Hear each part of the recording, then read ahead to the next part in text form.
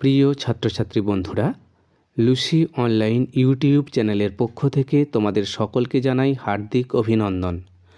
আজ আমি আলোচনা করব তোমাদের ক্লাস 10-এর বাংলা বিষয়ের পাঠ্য একটি গল্প আশাপূর্ণা দেবী রচিত জ্ঞানচক্ষু থেকে কিছু গুরুত্বপূর্ণ রচনাধর্মী প্রশ্নোত্তর নিয়ে। তাহলে চলো আলোচনা শুরু করা যাক। প্রথম প্রশ্ন দেখো, কিন্তু নতুন মেশোকে দেখে জ্ঞানচক্ষু খুলে গেল তপনের। কী কারণে কথা বলা হয়েছে? সত্যিই তার জ্ঞানচক্ষু খুলেছিল কি না আলোচনা করো। প্রথমে পয়েন্ট করো কথাটি বলার কারণ। আশাপূর্ণা দেবীর লেখা জ্ঞানচক্ষু গল্পে জানা যায়, মামার বাড়িতে গিয়ে তপন তার নতুন মেসোমশাইয়ের সঙ্গে পরিচিত হয়। তিনি একজন সত্যিকারের লেখক। লেখকরা কতটা সাধারণ মানুষদের মতো তা নিয়ে বেজায় সন্দেহ ছিল তপনের। কিন্তু ছোট মেশোকে দেখার পরে তার সেই ভুল ভাঙে। তিনি ছোট মামা বা মেজ কাকুর মতোই দাড়ি কামান, সিগারেট খান, থালা থেকে খাবার তুলতে বলেন, স্নানের সময় স্নান করেন, ঘুমানোর সময়ে ঘুমান, খবরের কাগজের সংবাদ নিয়ে তর্কে মাতেন এবং দেশের ভবিষ্যৎ সম্পর্কে হতাশা প্রকাশ করে সিনেমা দেখতে চলে যান। তিনি বেড়াতেও বেরোন সেজেগুজে, অর্থাৎ আর 5 জন সাধারণ মানুষের সঙ্গে তার কোনো পার্থক্যই নেই। এই সত্য উপলব্ধি করেই তপন মনে করেছিল যে তার জ্ঞানচক্ষু খুলে গিয়েছে। পরের পয়েন্ট, জ্ঞানচক্ষু উন্মেষের যথার্থতা বিচার। তপনের সত্যিকারের জ্ঞানচক্ষু খুলে যায় গল্পের শেষে। তার লেখা গল্পটি ছোট মাসি জোর করেই ছাপানোর জন্য মেশোকে দিয়েছিল, কিন্তু সন্ধ্যাতারা পত্রিকায় লেখাটি প্রকাশিত হওয়ার পরে দেখা যায় লেখাটি সম্পূর্ণ পাল্টে গেছে। তার প্রত্যেকটি লাইন তপনের অপরিচিত। গভীর দুঃখ ও মনোকষ্টে তপন সংকল্প করে এরপরে যদি লেখা ছাপাতে দিতে হয় তাহলে তা সে নিজের হাতেই দেবে। এভাবেই তার জ্ঞানচক্ষুর যথার্থ প্রকাশ ঘটে। এবার দেখো দ্বিতীয় প্রশ্ন, লেখার প্রকৃত মূল্য বুঝলে নতুন মেশোই বুঝবে। একথা কার, কখন, কেন মনে হয়েছিল তা আলোচনা করো।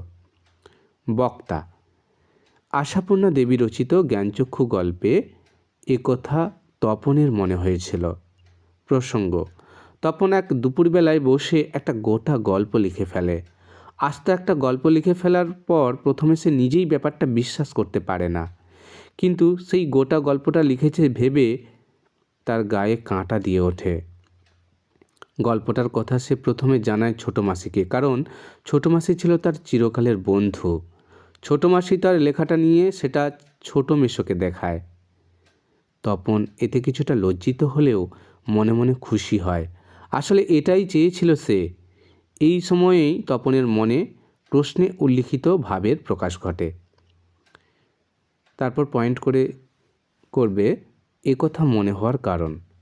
তপন ভেবেছিল লেখার প্রকৃত মূল্য একমাত্র তার ছোট মেসোমশাই বুঝবেন, কেননা তপনের এই নতুন মেসোমশাই ছিলেন একজন লেখক। তিনি অনেক বই লিখেছেন আর সেসব বই ছেপেও বেরিয়েছে।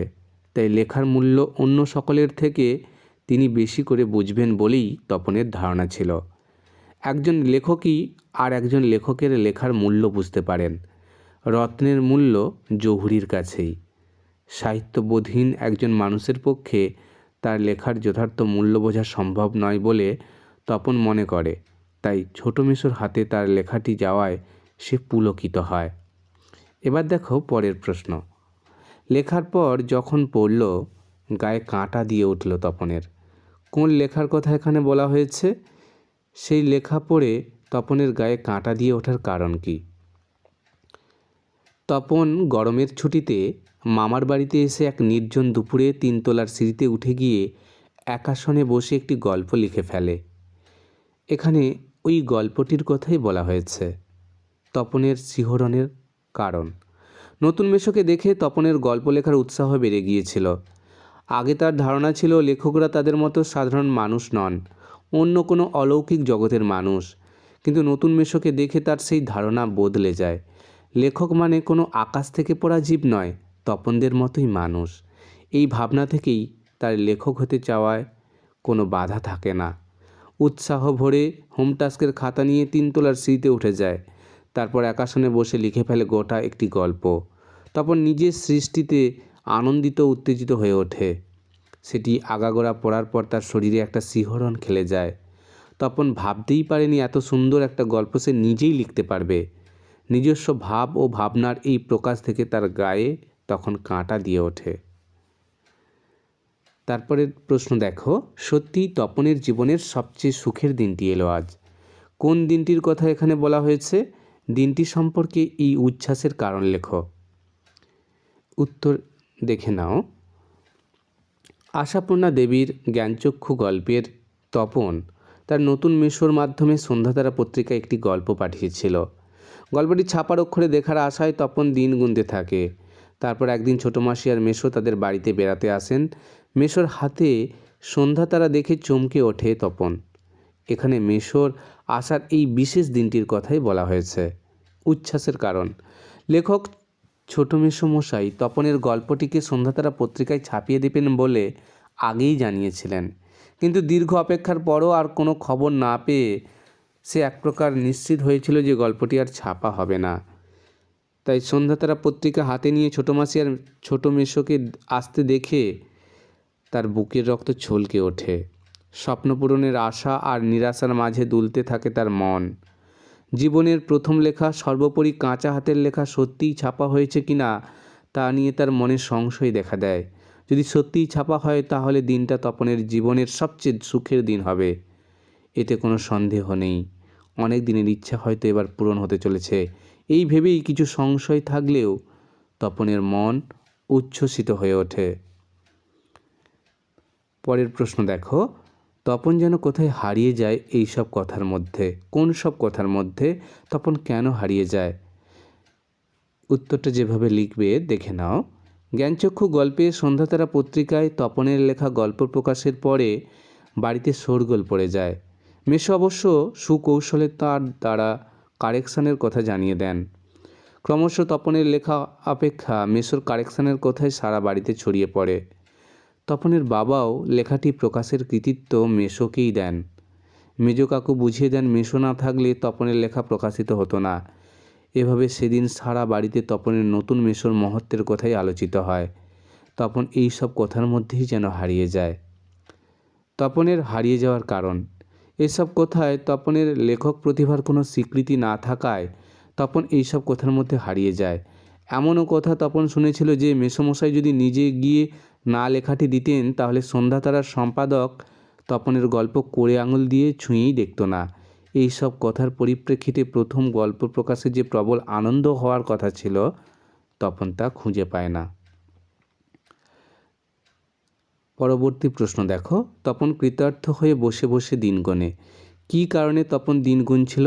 তার দিন গোনার ফল কি হয়েছিল? উত্তরটা যেভাবে লিখবে দেখে নাও। তপনের দিন গোনার কারণ, আশাপূর্ণা দেবীর জ্ঞানচক্ষু গল্পে তপনের লেখা গল্পটি পড়েন তার লেখক ছোটো মেসোমশাই। সবার সামনে তিনি তপনের লেখার বিষয় নির্বাচনের প্রশংসা করেন। সবশেষে তিনি লেখাটি ছাপানোর আশ্বাস দিয়ে সেটি নিয়ে চলে গেলে তপনের আহ্লাদের অন্ত থাকে না। মিশর ক্ষমতার প্রতি অগাধ আস্থাবান তপন পত্রিকায় নিজের লেখা দেবার আশায় অধীর হয়ে দিন গুনতে থাকে। দিন গোনার ফল, একসময় তপনের প্রতীক্ষার অবসান হয়। সে সন্ধ্যাতারা পত্রিকাটি হাতে পায়। লেখক সূচিতে নিজের নাম ও গল্পের শিরোনাম দেখে তপন শিহরিত হয়, কিন্তু মায়ের কথায় গল্পটি পড়ে শোনাতে গিয়ে দেখে তার মেসোমশাই একটু আধটু কারেকশান করার নামের লেখাটার আদ্যপান্তই বদলে ফেলেছেন। গোটা গল্পের একটি বাক্য সে নিজের লেখা বলে চিনতে পারে না এবং ক্রমশ উপলব্ধি করে মেসোমশাই শুধু গল্পটি প্রকাশের ব্যবস্থাই করেননি, শেষ পর্যন্ত গোটা গল্পটাই তার লেখা হয়ে দাঁড়িয়েছে। তাই কৃতিত্বের কোনো অংশই তপনের নিজের প্রাপ্য নয়। গভীর দুঃখে ভেঙে পড়লেও তপন সেই মুহূর্তেই প্রতিজ্ঞা করে যে এরপর নিজের লেখা সে নিজেই গিয়েই প্রকাশকের দপ্তরে ছাপতে দিয়ে আসবে। তাতে ছাপা হবে হয় হবে, না হয় না হবে। আজ এই পর্যন্তই। ধন্যবাদ।